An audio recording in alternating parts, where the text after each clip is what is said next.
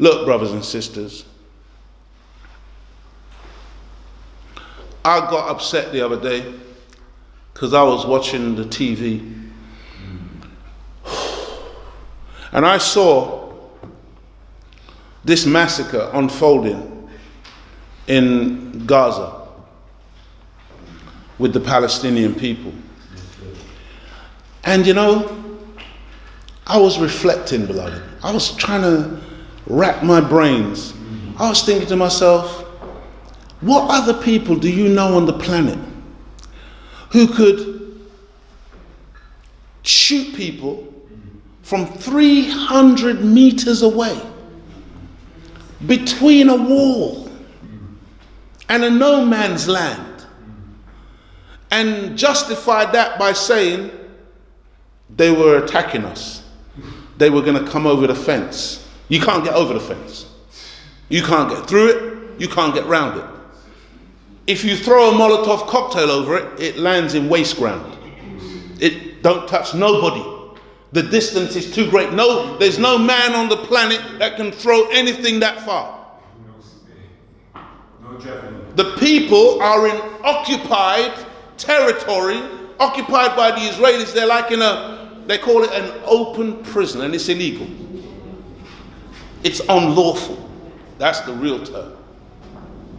But they're shooting these people who are protesting, demonstrating for some semblance of recognition from the global community that they are a people who are oppressed and desperate. And so any little thing that they can do, they put soap material in petrol and then tie it to the tail of a kite and flying it and trying to drop it over any little thing just to draw attention to their plight. The Palestinians. And men, women and children getting shot down like it was a turkey shoot, like it was a killing spree. They were actually enjoying themselves. There were reports that when some of these Israeli soldiers would shoot and they would get a hit, they would be jumping and cheering and clapping. Because it's a game to them.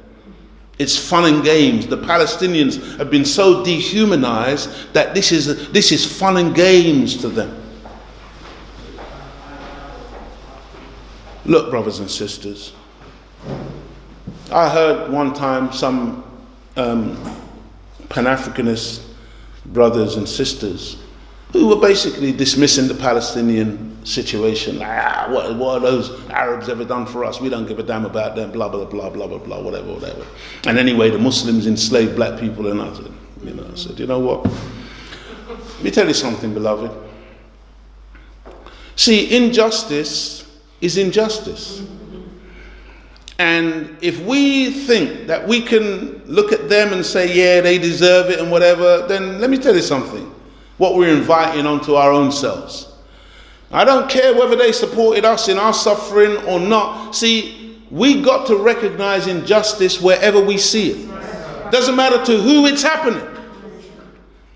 If it was happening to some Caucasian people, where they were being shot down unjustly as a human being, it is incumbent on us that we point out wrong wherever we see it. I saw them, man. They were killing these people. And then all of these spokespeople came forward from Israel. And my God, I listened to these people. I said to myself, you know, I thank, this is again why I thank Allah for the Honorable Elijah Muhammad and the Honorable Minister Louis Farrakhan. Because my God, see, if you didn't know that you were listening to Satan, this is a living, walking, talking devil on your television screen. That's right. Who is doing mental gymnastics to justify the unjustifiable. And repeating the same mantra over and over again, using the technique employed by Goebbels, I think it was Hitler's publicist, when he said if you tell a big enough lie and keep the lie going for long enough, eventually people will believe it. So the Israelis, this is the big lie. It's self-defense. Now don't get me wrong. You know, it's not a total and complete lie. Because what it is, see, when you are a wicked person, when you are a person who has stolen goods, if you've stolen somebody's land, you know that justice says that at some point you're going to have to give up that land because it's stolen. It's not yours. You took it by nefarious means or force or some other unlawful way that you took this land. So don't misunderstand. They know this. They know that they are illegal, unlawful in their occupation of this land. And so they are paranoid. I'm going to use that term again. You understand that term? They're paranoid. They are terrified that they can't give 1 inch of, in fact, what they keep doing is taking more ground. And in fact, what they've determined to do behind the scenes is take it all and find a way to eliminate the Palestinians altogether. By starvation, by deprivation in terms of medicine and health care and whatever, get that mortality rate really low, get them dying young, get them suffering and just imploding on one another, get them infighting, it's called genocide. It's called genocide. This is what they're working on, this is what they plan, this is what they are executing. And I'm looking at this and I'm saying, but do we understand, family, where we live and who we live amongst? Because, see, these people here, they're reporting on this, and some of them pay a little lip service to, oh, you know, yes, but don't you think it's a bit disproportionate the way you were shooting or whatever? And then the Israeli spokesperson comes with the argument, well, you know, Israel has a right to defend itself and we're only defending ourselves, and, you know, they have vowed to kill us and to push us into the ocean and to wipe us off and they just keep repeating the same mantra.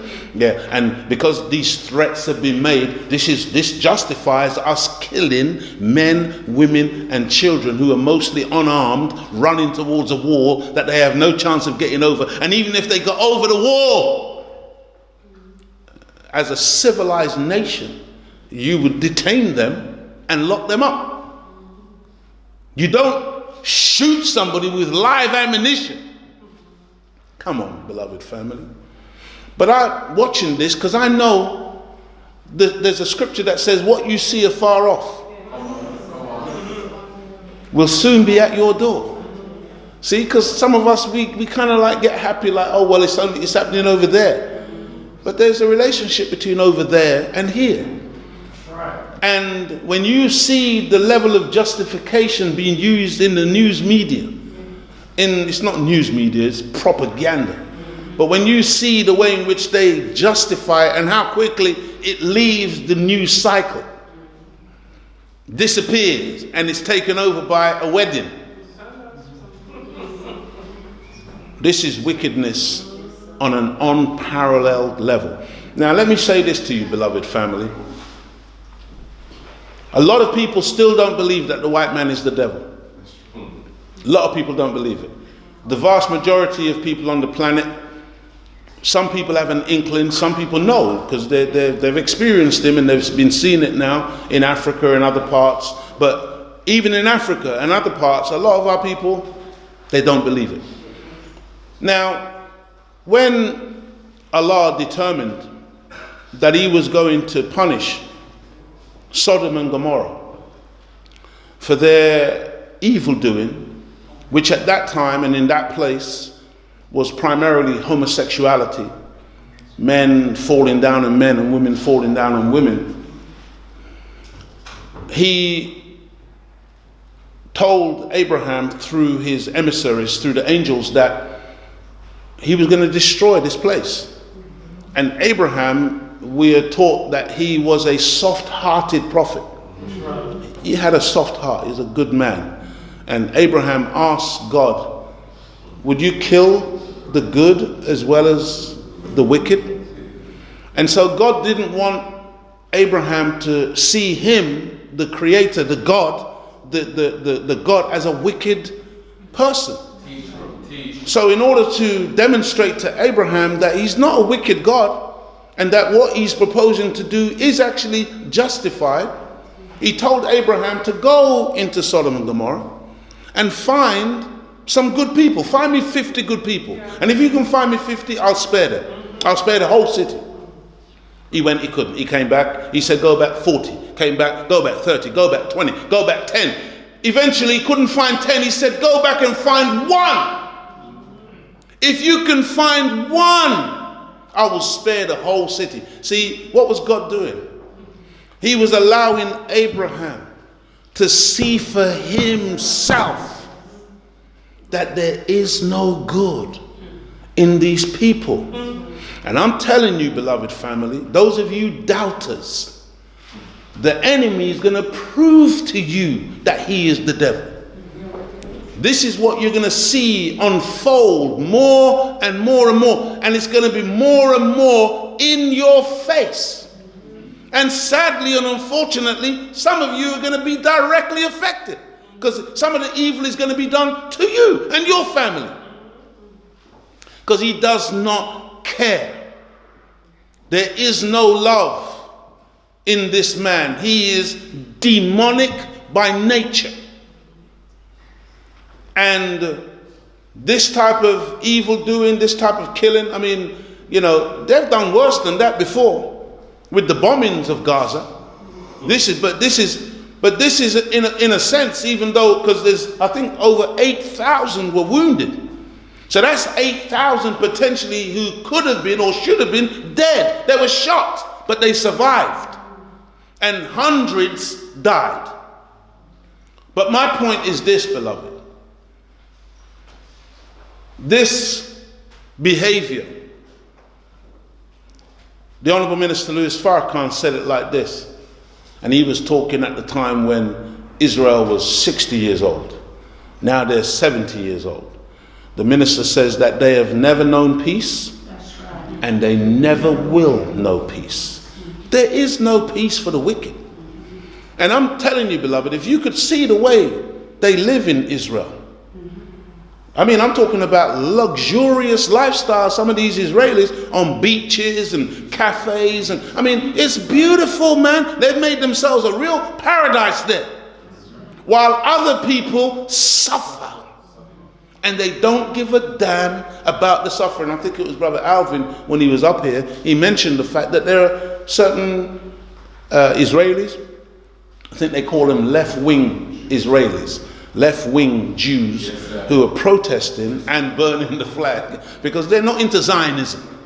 Zionism being that political construct that says everything for us, nothing for the Palestinians, and we don't give a damn, and this is our right from scripture, when they can't show any relationship between themselves and the scripture.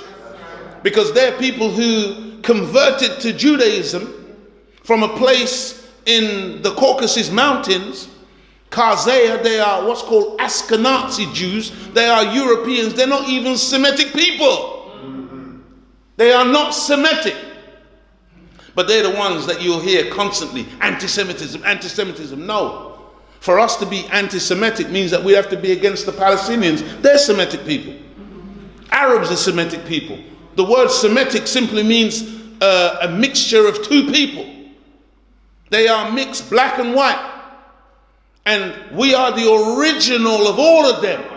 So to be anti-Semitic would mean that we are literally against our own selves. No, beloved. So this is a trick, and I got a video of a Jewish woman explaining the trick. She says every time anybody who opposes Israel speaks out or whatever, then they just play the anti-Semitic card. It's a trick. And it gets a lot of people quiet. And some people, you know, they just crush them in terms of their career, in terms of their ability to earn money and do different things, whatever. They have an inordinate amount of power and influence within the Hollywood and the entertainment industries and in the financial markets and in the area of jurisprudence. And they really do control and run things. And they don't like when anybody says that they run and control things. I don't like to use the term Jews. I like to say the so-called Jews. Because there are Jews who are genuinely righteous people. But these so-called Jews, this synagogue of Satan, let me tell you something, brothers and sisters. These are the ones who oppose my leader, teacher, and guide, the Honorable Minister Louis Farrakhan. And when you oppose him, you oppose me. When you oppose him, you oppose us. You oppose the rise of the righteous people on the planet. And I say this again, beloved. They plan and Allah plans. But Allah is the best of planners. And no matter what they try to do, and they're going to do a lot. They're going to do a lot. They have nuclear weapons in Israel. They have it. They have it. They've got a number of devices, and they've had them for years. And these people are so sociopathic. They're so wicked. They're so devoid of any humanity that these people would use it, beloved.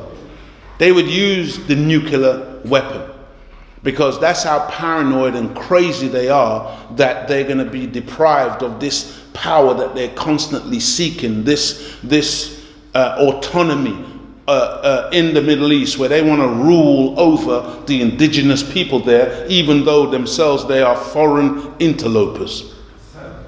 They want to be in charge because that's the nature of white supremacy.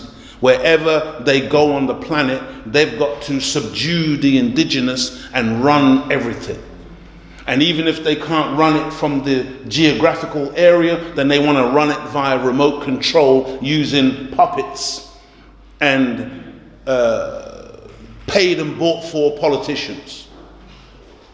This is how the world that we live in has been running and continues to run. But change is afoot.